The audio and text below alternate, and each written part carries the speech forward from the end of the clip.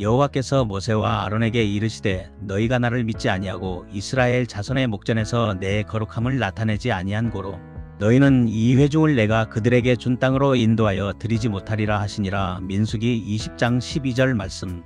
사랑하는 성도 여러분, 이 시간 우리는 민수기 20장 12절의 엄중한 말씀을 마음에 새기고자 합니다. 이 말씀은 이스라엘 백성을 광야에서 40년간 인도했던 위대한 지도자 모세와 그의 형 아론에게 내려진 하나님의 엄중한 심판의 말씀입니다. 가나안 입성을 눈앞에 둔 시점에서 그들이 약속의 땅에 들어가지 못하게 된 이유가 무엇인지 이 말씀을 통해서 오늘날 우리에게 주시는 성경적이고 복음적인 교훈을 함께 나누고자 합니다. 민수기 20장은 이스라엘 백성이 광야의 마지막 여정에서 물이 없어 다시 모세와 아론을 원망하는 장면으로 시작합니다. 이미 수십 년간 하나님의 기적적인 공급을 경험했음에도 그들은 또다시 불평하고 다투었습니다. 이에 하나님께서는 민수기 20장 8절에서 지팡이를 가지고 회중을 모으고 그들의 목전에서 너희는 반석에게 명령하여 물을 내라고 명령하셨습니다. 그러나 모세는 민수기 20장 10절과 11절에서 분노를 참지 못하고 백성들을 향해 반역한 너희여 들으라. 우리가 너희를 위하여 이 반석에서 물을 내려 하고는 하나님께서 명하신 명령 대신 지팡이로 반석을 2번 치고 말았습니다. 그럼에도 불구하고 하나님께서는 모세로 하여금 물을 내게 하셨습니다. 백성들은 목마름을 해결했습니다. 그러나 그 결과는 12절의 하나님의 엄중한 심판으로 이어졌습니다.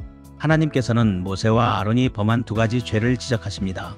첫째로는 하나님을 믿지 아니한 불신앙이었고, 2번째로는 자손의 목전에서 내 거룩함을 나타내지 아니한 불순종과 육신의 혈기를 절제하지 못한 것이었습니다. 모세는 하나님의 방법, 즉 하나님의 명령 대신 자신의 감정, 즉 분노와 혈기의 방식을 따라 반석을 침으로써 하나님의 명령에 대한 불순종과 동시에 하나님의 능력에 대한 불신앙을 드러낸 것입니다. 사랑하는 성도 여러분, 이 사건은 단순히 지도자의 실수에 대한 징계 이상의 깊은 복음적 의미를 담고 있습니다. 반석은 곧 그리스도입니다. 고린도전서 10장 4절은 그 반석은 곧 그리스도라고 증언합니다. 구약의 반석은 생수를 주시는 예수 그리스도를 예표합니다. 첫 번째 반석 사건은 출애굽기 17장 6절에서 출애굽 초기에 하나님께서는 모세에게 반석을 치라고 명령하셨습니다. 히브리서 9장 26절로 28절에서는 반석이신 그리스도께서 우리의 죄를 위해 단 한 번 고난을 당하시고 십자가에 못 박히심을 상징한다는 사실을 기록하고 있습니다. 무리바의 2번째 반석 사건은 민수기 20장에서 이제 하나님께서 모세에게 반석을 명령하라고 하셨습니다. 그리스도께서 이미 십자가에서 단번에 대속을 이루셨기 때문에 이제는 예수 그리스도의 이름과 말씀을 믿고 선포함으로써 생수를 얻게 됨을 예표합니다. 모세가 반석을 2번 친 행위는 이미 구원을 완성하신 그리스도의 십자가 대속 사역을 반복하고 훼손하는 상징적인 불신앙이 될 수 있었습니다.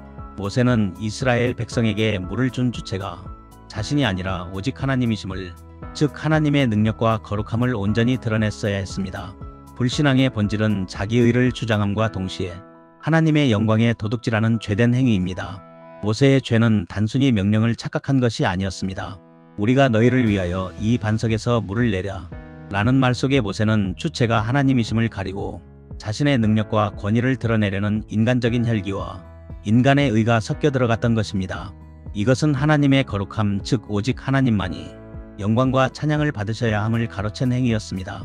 이것이 바로 하나님을 믿지 아니하고 하나님의 거룩함을 나타내지 아니한 죄의 본질인 것입니다. 하나님을 온전히 신뢰하고 하나님께 모든 영광을 돌려야 할 순간 인간의 불신앙과 교만이 하나님의 영광을 가려버린 것입니다. 오늘 우리에게 이 말씀은 무엇을 교훈합니까?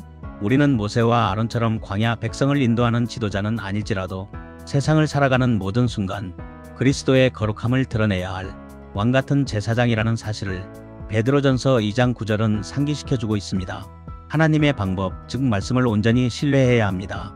우리의 삶에 물이 없는 광야와 같은 위기가 닥쳐올 때 우리는 모세처럼 혈기와 감정을 앞세워 내 방식대로 문제를 해결하려고 할 때가 많습니다. 그러나 성도는 오직 하나님의 말씀, 즉 명령을 따라야 합니다.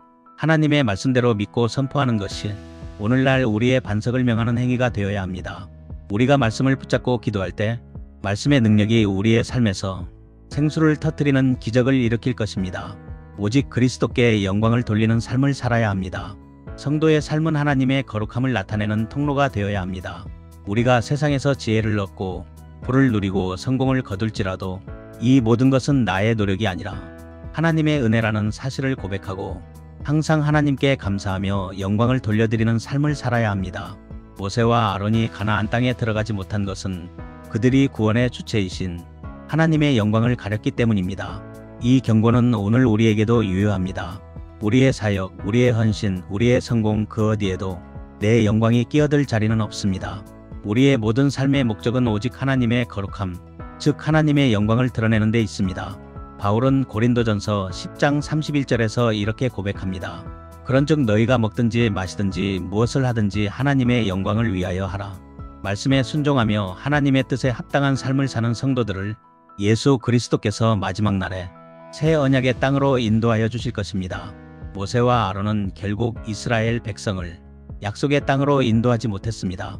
그러나 우리를 위한 영원하고 완전한 구원의 길은 예수 그리스도를 통해 열렸습니다.